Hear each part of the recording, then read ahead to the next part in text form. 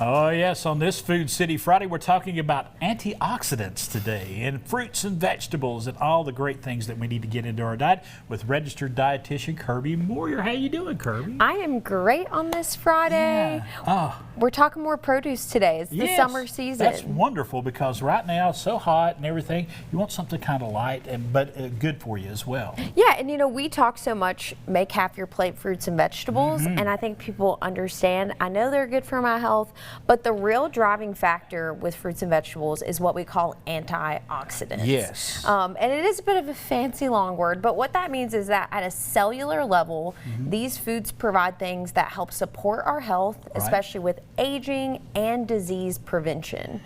So you get asked all the time, like, what should I eat for my health? Right. There's a reason we keep coming back to these specific food groups for that. And you know, I know that you mention all the time that we need to have, our plate needs to be a certain percentage of fruits and vegetables in addition to protein and starches and things of that nature. Absolutely, yeah. And I wanted to dive a little deeper today so we could understand, well, how, if I'm eating these foods, am I getting one, they taste great, right? They're pretty versatile, but what are some of those additional nutrients? So two of my summer favorites, both from the stone fruit category. And both of them coming into season right now. Yeah, they're perfect, are peaches and cherries. And we have been just going crazy over these. They're super cherries. Hold one of these up. Look how big these are. These are gigantic cherries. I mean, they really are. Filled with flavor, and those are definitely peak season right now. You're going to see those out in store. I traditionally, when I eat these, just enjoy them as they are. We don't need to do a lot. But if you're grilling this summer, this is actually this quick salsa from sliced peaches and cherries, a little red onion, a little lime juice, cilantro, bringing that together. What these are going to do, specifically these cherries, are going to offer what's called anthocyanins.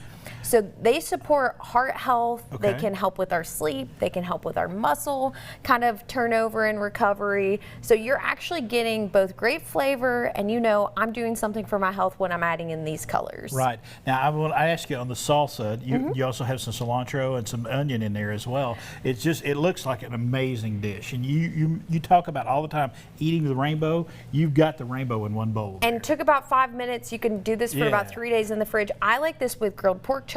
Works great with fish, chicken. You could even do this with a steak. And I had a little jalapeno for a little kick in there too. Got you. But yeah, super easy way. And then, go ahead. I was going to ask you, did you grill the peaches before you? I did not. No. But you can do that. You can. You can slice them real, put them on the grill, caramelize them a little bit, then make your salsa. Super simple, And then of course we talk about this hot weather. I know we're getting some reprieve coming up with this rain, but melon is something that's going to offer high hydration. It's more than 90% water, and then it's also going to have some beta carotene and lutein, really good for our gut health, our skin health, and our immune health. Right. I added just fresh lime juice and a little bit of lime zest, finish off with some basil. And we were talking about cucumbers. I know I'm a cucumber lover. You Chris love them. He's I'm not on the other end of this other end. But you could always leave those out and just focus on the melon. So we recognize it doesn't need to be complicated, but this summer, keeping in mind eating for our health means offering those beneficial nutrients. Now, do you have a little basil in there as well? I do, yeah. Mint works great too. Basically, any fresh herb. And herbs are going to have a similar antioxidant effect that we see from fruits and vegetables. We just don't eat as much of them to get that impact. And you know, we talk about this time of year when it's really hot, staying hydrated. And eating melon, especially watermelon, a great way to do that. You know, I know you should drink plenty of water, but if you're going to include something in your diet to do that, watermelon a great source. And contains natural electrolytes, so great, we get that potassium in there as well. Yeah, so we got that going on.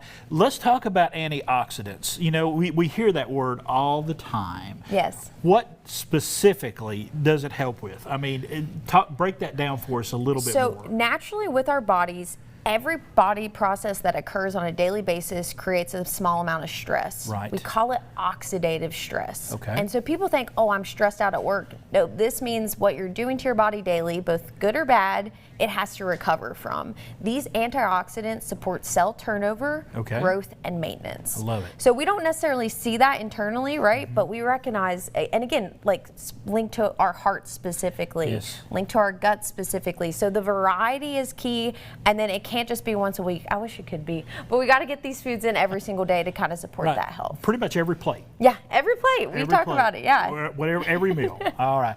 We're going to come back here in a minute. She's going to show us some other great ideas for getting more antioxidants in your diet. And to find out about everything that we talked about here, all this great, wonderful produce, all you got to do is go to foodcity.com.